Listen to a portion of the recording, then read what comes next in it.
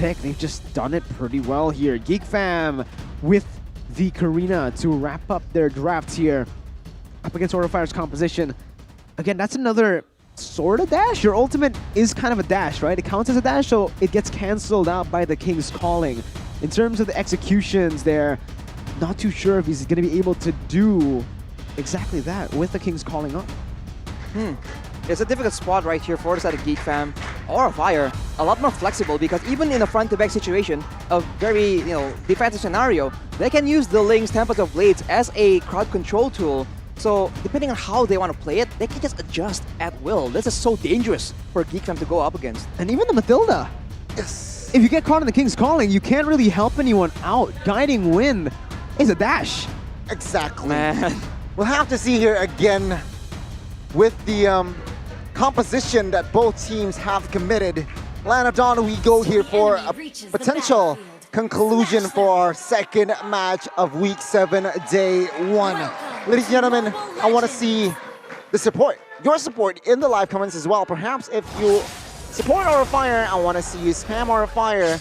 If you support GEEK Fam, I want to see you spam GEEK Fam as well. Absolutely. Again, the support pays a huge, it's a confidence boost for them, a morale boost as well. But Loy almost just stole the purple buff with a basic attack. Oh my god. Godiva's taken low as well. Early on, in terms of wave clear, it surely will be GEEK Fam with the Lilia and the Matilda. Will they be able to roam around with that advantage though? That is the main question. GEEK Fam, they want to try and get more advantages. This is the time when they have the advantage in pressure. See here, boys, we need to be careful. Oh my god, will High have the first blood? But take a look at the re-engage. Jana QT now gets caught. 4 members is on him, but Jana QT will survive. No first blood in the first minute. Good engage actually from GEEK Fam, right? They're able to buy so much time. Jana has the lethal. 3 members is on the jungle, but take a look at that. Sphere of Glory taking a member, and Jana QT will collect the orange buff, but Jana QT misses. He actually whiffs the skill there. Jana QT falls, first blood goes to the side of Fire. It couldn't have gone to the worst hands possible, and here, High, he's getting chased down. Chadera picks up the kill under the turret. Both of the gold laners winning and getting a kill. But here, down prediction by Axe favors Fire. Everyone opting for Fire this game. After such a dominant performance, you can't really blame us, essentially. We are still worried on what extra strats Fire still has in the bag. But of course, get that battle emote right now, guys. Make the game a lot more exciting when you can quote the best of teams from MPL ID. Ente, kadang-kadang Ente is Fire's one.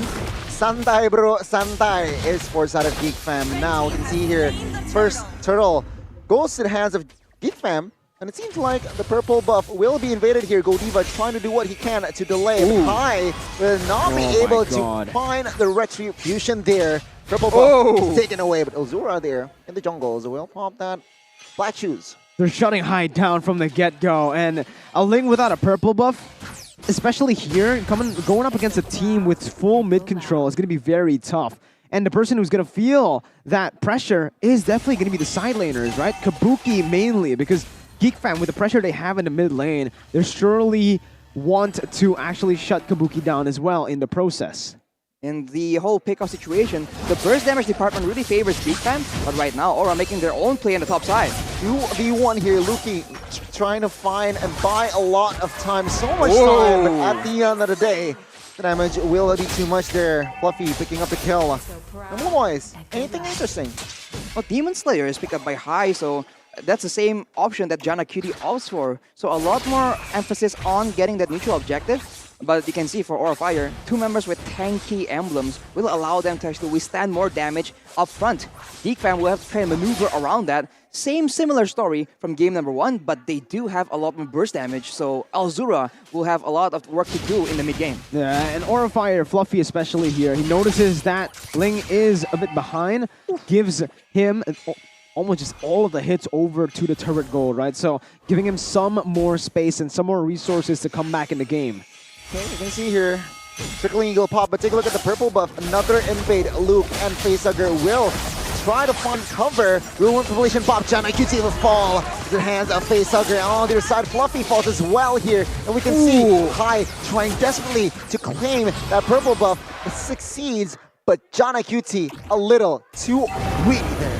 Very aggressive, right? It worked for Geek Fam early on, but now the King's Calling is up. You can't really have that much kill pressure when your dash-heavy heroes, your dash-heavy composition gets countered like that.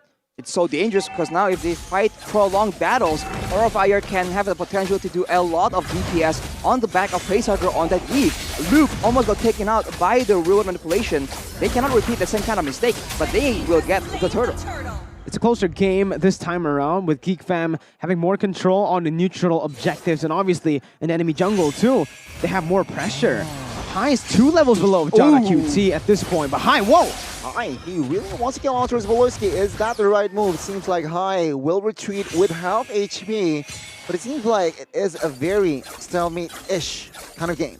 Yeah, I mean, right now, they're just looking for the freshness in their compositions, right? Both of the teams doing pretty well, but with that new Axe effect, they're doing even better. With the new Grab Food discount code, you guys can also grab your food right now as we are entering the mid-game. A lot of fights will be there, so go ahead and grab your snacks. Grab your snacks and participate in the excitement. It's gonna be, I don't know, it's gonna be so exciting that you want something to snack on, as High will get caught against 3 people right here. He will be able to escape, and he is gonna be trying to get his purple buff, but Geek Fam already in position to try and deny that yet again. Another invade, Circling Eagle connected onto it. High, Tempest Blade as a defense. GeneQT will secure the purple buff. Again, High was isolated there, no backups to somehow assist him to collect that purple buff. 3 levels behind, not a good look for High here on the lane. You want to go for the snowball, but even in the bottom side, Chidera is the one who's actually going to be able to zone him away from his own jungle. And with this, they might even actually be able to siege down tier 1 bottom side. Look at the items right here. GeneQT going for a tank build, actually. So, little less burst damage, but on the right members, against the right members, that's plenty of damage, especially if you're going up against a front-to-back situation. High only has the Wind Talker, so it's a very tough spot as his orange buff gets taken away from him yet again. Aura Fire needs to withstand this aggression if they want to try and come back in the later stages. They do have the Melissa and the Yve. That's a lot of DPS that Geek Fam will not be able to match later on. So Geek need to actually step on the gas and pressure and try and end this game earlier. I don't know, right now for Aura, I actually think they shouldn't really look for these crazy fights. Again, Janna is going to go on to the turtle. He picks it up, right? Another turtle pickup for Geek Fam. And this is just going to push them even further. That XP gap from Janna and High is so massive. Wow. Volorsky here, dealing such a nuisance onto his High, dealing damage as well. But Geek Fam, I agree, they need to be more proactive, Arashi. But it seems like Aura Fire now, they are turtling it quite well. Again, another invade we'll have to see here as High does have that retribution in time. And, well, he will use it. Yeah, I mean, it's not really worth it anymore to try to just secure it without retry. And even here, wow, the King's Calling was dodged away from. So you can see why the Mathilda was really picked up. It's to anticipate the King's Calling. Take a look at the mid side here. Kabuki popping that go away here as a defense. They managed to clear the wave as well. Geek Fam will not collapse that mid structure. But it seems like Geek Fam, they are slowly but surely suffocating Aura Fire here, Arashi.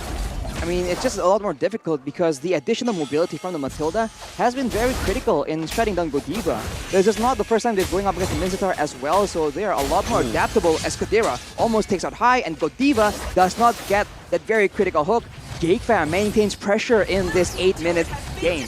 Pushing the gold lead again onto that 4,000 mark, and it's getting really hard for Aura because Geek Fam are suffocating them very slowly but very surely. In the top side as well, Luke just doesn't even care, right? There's no kill pressure available from High on this Ling. You don't deal nearly as much damage right now. You can see here, Aura Fire, they are struggling here to somehow turn the game around. But Geek Fam, they are holding their ground rather well here. 4,000 gold lead established. And again, the tier 2 bot side will soon collapse as Lord now is up.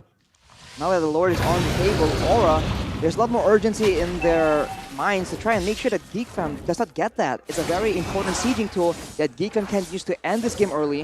And Hai, as the jungler that has secured the highest amount of lords, he for sure does not want to let it go. But when he is 2 levels behind, that's a bit difficult, man. As Floppy gets very low, he gets taken out. What is that burst damage from Lilia? Johnny GT on the other side has collected the Lord here, 4,000 gold lead. This Lord push, perhaps they might push this to what, 8,000 gold lead here, perhaps. So, or Fire, they really need to be careful here when engaging and again when forced to fight. They really need to be careful regarding their positioning. Man, when Lilia does that much damage onto your frontliner, when he's 1 level ahead of the XP lane, it's not really... Yeah, it's not a good look at all. Aura Fire have no control over their own jungle, and GEEK Fam are taking objectives left and right without giving any space towards Aura. Aura can't even look for the trades at this point. It's just so difficult right now because at any point they can get absolutely one-shot because GEEK Fam is ahead right now and Janna has a tank build as well. So even going for the pickoffs, easier said than done, especially when everybody can actually dodge away from the hooks. So now they have to play it slow and collected. They can die for Aura right here, but once they get to the base, Aura will have the option of using that real-world manipulation as Elzura is able to zone everybody away from the turret. Again, that's a lot of damage. 7.8k gold lead, about to be 8k gold lead. And you can see, this is why, you know, we kind of predicted the Amon, right, Arashi? The Ling just falls so behind up against this kind of composition. Real-time win probability presented to you by the Samsung Galaxy A series says that GEEK Fam is leading 64% to 36%, but they look for a fight. Oh, real world manipulation pops as well here. Beloski taking amount of damage. Take a look at Luke. He just enters the backside trying to find a kill, and Luke gets one. Godiva falls as well as Facehugger and Godiva now is not in the game. GEEK Fam looking for the siege once again as base turret bot side will fall here. GEEK Fam, a success siege. Very successful. Fire, yeah. They get the bottom turret on the base, and Aura Fire, despite their best attempts, are not able to defend against that. Now without Facehugger, no high ground, no clear, will they be able to find something meaningful as Fluffy most likely will get jumped on. Oh, Kabuki is the target. Kabuki will fall. Take a look at the damage there by Luke. He just insta-killed Kabuki, and now we can see here, GEEK Fam still strong with 5. They are still sieging the base of Aura Fire. 2 base turrets done, and base number 3 looks to fall as well. Aura Fire desperately trying to defend this one. They will be able to do so though. GEEK Fam, a very, very comfortable lead, 11,000. With only the first Lord, they're able to take down 3 base turrets this time. And again, every single time we talk about the value with the first Lord Arashi, it's just the outer turrets, the tier 2s. The fact that you're able to get 3 base turrets just shows how dominant you are in this game. 10,000 gold lead, and it also shows how Aura doesn't have any response towards this aggression. GEEK Fam now also being a lot more flexible, using the Circling Eagle to bring Luke towards that back line, and Aura here trying to make a play happen, but it's gonna be countered. Yeah, again, Luke just looking to zone Aura Fire away. He was able to, and now Hai left without a purple buff once again. It's getting really sad for Hai, man. Beloski on this Matilda, man, is just so annoying. Again, providing the space that Galaxy needs, and as well Kidera to secure the enhanced Lord. Their base exposed Arashi. Can Aura Fire defend this one? It's gonna be very tough.